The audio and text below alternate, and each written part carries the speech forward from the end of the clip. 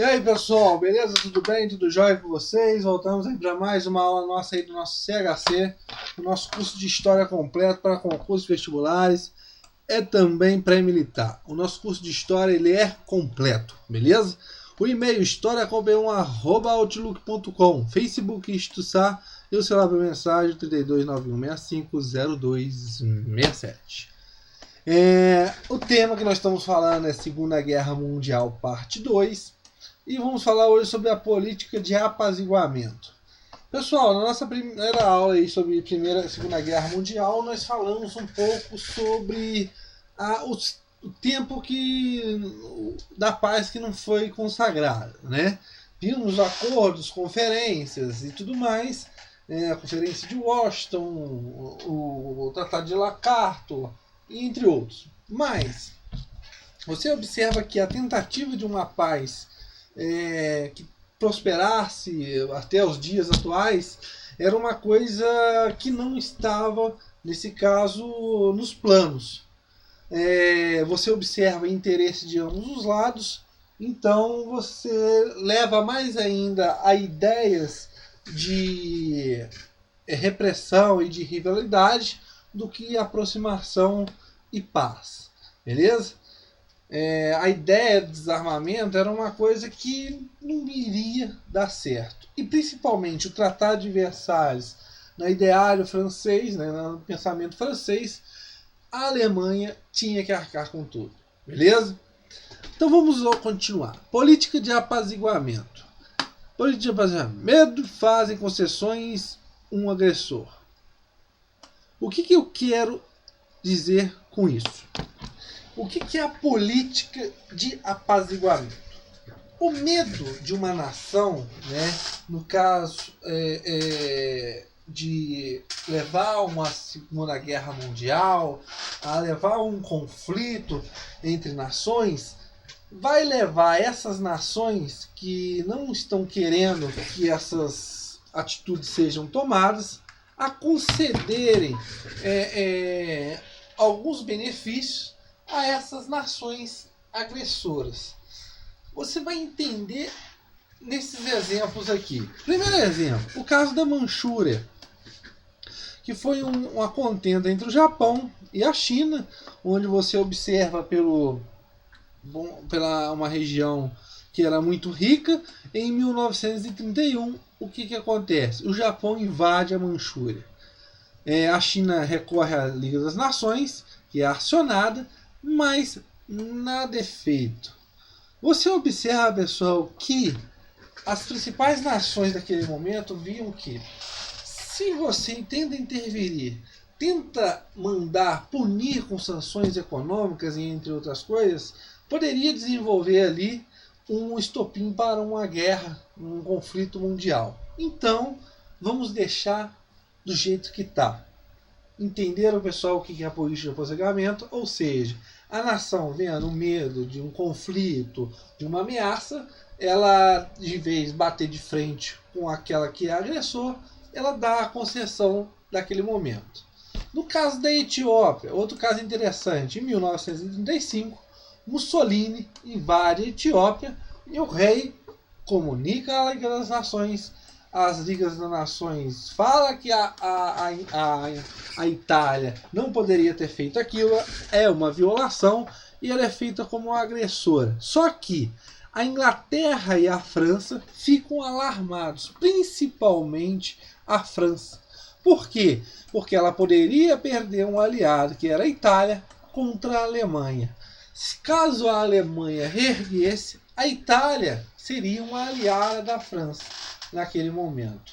Pessoal, o que podemos observar é que há uma união nesse primeiro momento entre França, Inglaterra e Itália. Só que, com o passar do tempo, que nós vamos observar mais à frente com a Guerra Civil na Espanha, você vai observar que esse contexto vai mudar um pouco, beleza? E o que acontece? A Inglaterra e a Alemanha e a França, elas tipo assim, não aplicam sanções e Mussolini sai vitorioso de sua contenda. Beleza?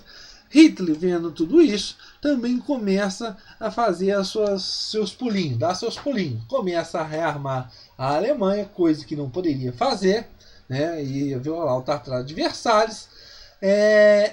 Invade a Renânia em 1936. Não poderia invadir a Renânia, pessoal, porque era um país desmilitarizado.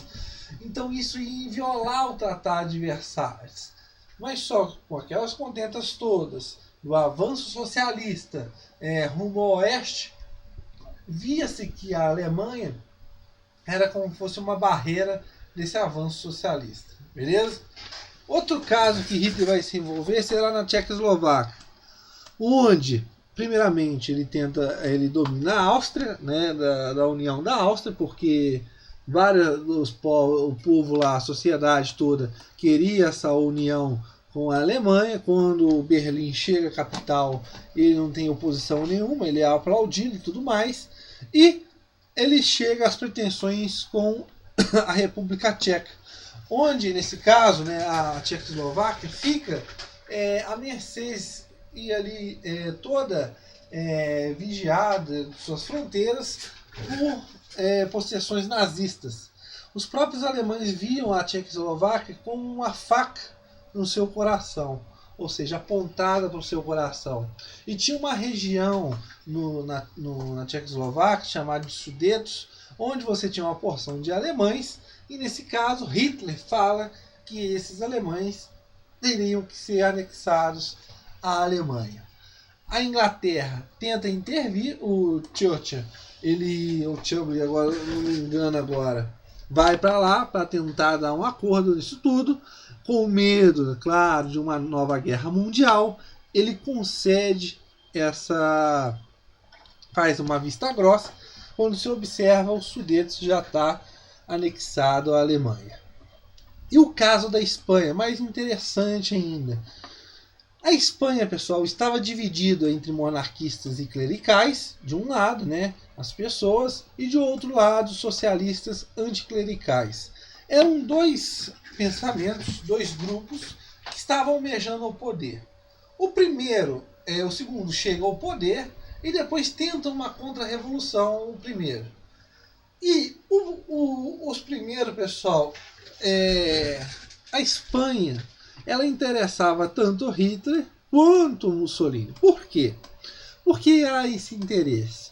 No caso de Hitler, ele observava que, apoiando as tropas de Francisco Franco, ele poderia, no caso, enfraquecer a França e, ao mesmo tempo, usar a Espanha como um centro de experiência de novas armas alemãs. Beleza?